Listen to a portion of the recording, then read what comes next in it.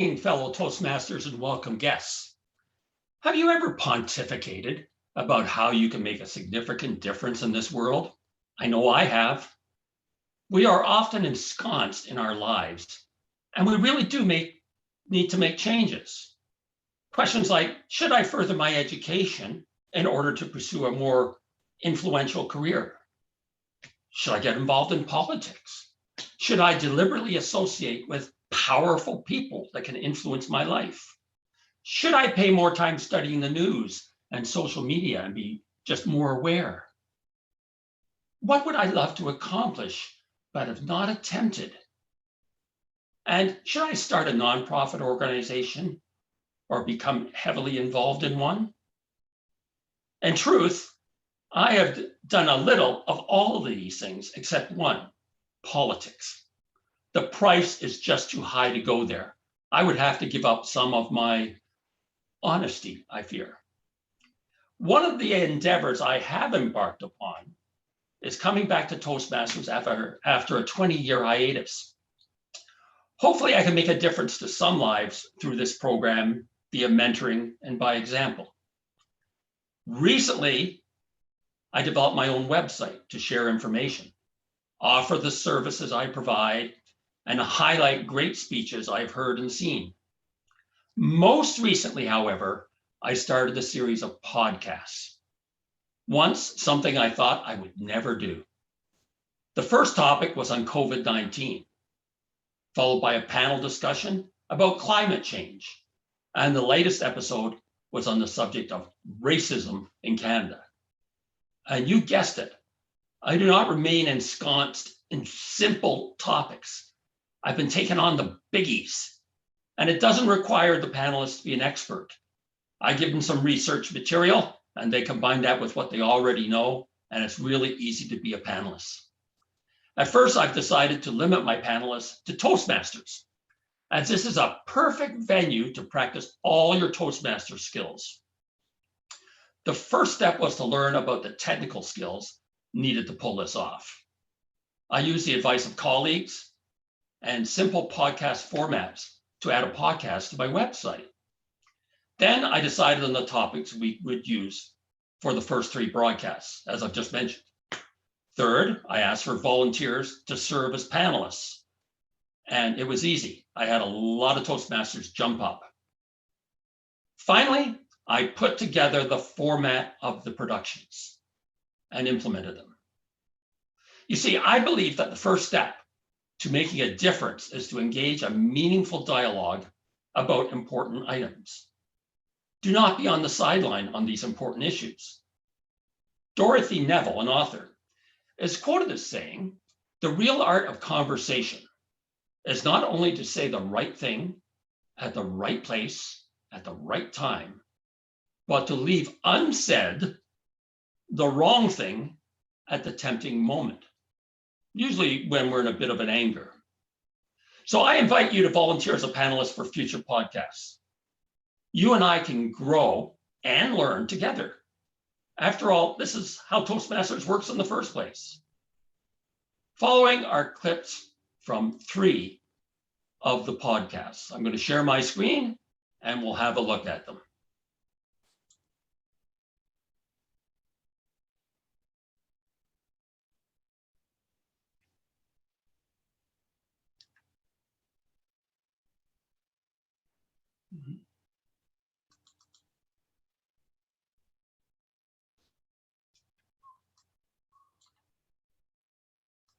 I assume you can see my screen now, right? Okay, so the first one, the panelists were Stephanie Lamb, Hal Bond, Brent Pattison, and Raylan Douglas. And here's a little clip of how the podcast begins. To support their position with credible sources when and if possible. Each participant will be given up to 2 minutes to express their opinions on each issue. And after the 4 panelists have answered a particular question, if any of them want to add another comment or respond to another panelist's input, I will give them a minute to do so. Let us proceed. Our first question: how have each of you, your family and friends, being directly impacted by the COVID-19 pandemic? We'll start with Stephanie. Sure, thanks, Ron. That's a great question. As a graduate student, I had just finished my program when the restrictions came about, but I was lucky to be one of the students that finished their programs in a normal way. And shortly after I moved to Alberta for work, unfortunately for my other classmates, they had to finish their programs online, virtually, presenting their 4-year program virtually, which wasn't quite the best way to celebrate the end of a really long program. So that took a toll on them. And for me, although I was lucky to finish my program, I was very far from home and really stressed about if something might happen to my family and I'd be very far away. So that affected me in a negative way. I do find myself very resilient and positive. So I tried to take it as an opportunity to keep working on myself and keep working at my job out in Alberta alone in my apartment. But things have been starting to get better. So I'd say it's affected me in a positive and negative way. Okay, so that was the very first podcast, and it was quite an experience. I had Michael Catano act as technical advisor for this particular first podcast. Next, we went on to the subject of climate change, very important topic. Raylan Douglas was back again, along with Carmen Nelson, Toastmaster from Sault Ste. Marie. Teg Baru was there, as Mina was there. And let's have a look at a small clip from that particular video. NASA Climate Kid, also letting them know that how the 10 steps they can take every day to control the climate. So every day, slowly, day by day, they can take some measures and creating awareness to them through different books, through different TV channels at this age as well. Thank you. Thank you. Raylin. I love how you're teaching your children, the next generation, these great values, Asmina. I think that's really important. You know, Ron, your original question is, you know, is this an urgent issue for us personally? And I think, you know, living in a community like Guelph, you're right, Carmen, you know, we're not experiencing the rising sea levels, the hurricanes. You know, we're not a direct witness to some of these things. And so we learn about it and we care about it. But we also live in a very privileged community where we've got, you know, programs in place to do our composting and to remind people to shop local and those sorts of things. So I feel very privileged to live in a community like this.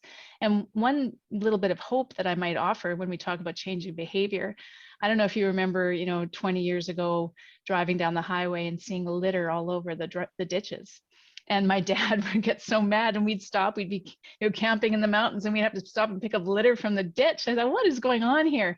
Talk about teaching your kids the value of cleaning up after yourself. So, you know, I was encouraged now to think that you just don't see people littering. You know, if you saw someone dump something off the side of their car on the side of the road, you think, what strange behavior. So we have moved along, we've advanced to the point where some of these things are no longer acceptable. And I think you're right, we need to move to the next, where it's not just, well, I'll recycle that. Maybe I don't need to buy it in the first place, or I need to buy it in a different container. So I hope the conversation is evolving. And that was the second podcast. The third podcast was entitled, Is Canada Racism, or Racism in Canada?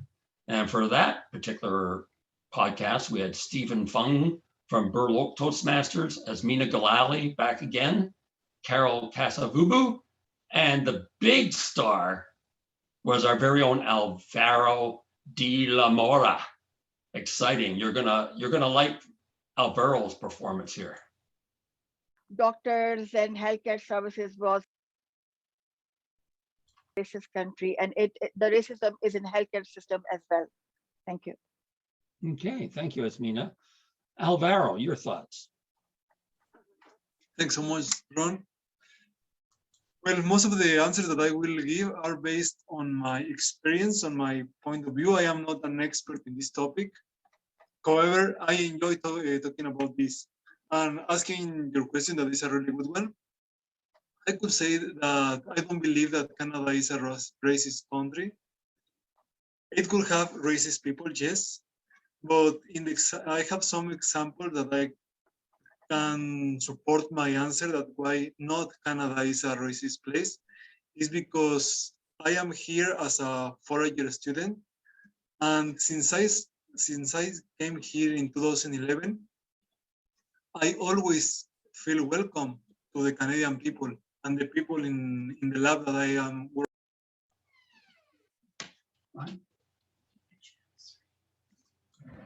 Okay, so that was the third podcast, and I hope you agree that it was a great success. I think it was, and the participants, I know, found it very rewarding.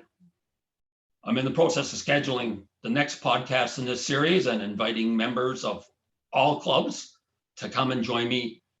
The benefits are twofold. One, it's just plain fun. And two, it forces us to do a little bit of research ourselves on topics we probably should know something about. And you get to practice all your Toastmaster skills, which is a wonderful thing. Thank you for your attention. You can view the full broadcast on my website, which I'll post in chat. And thank you everybody for listening.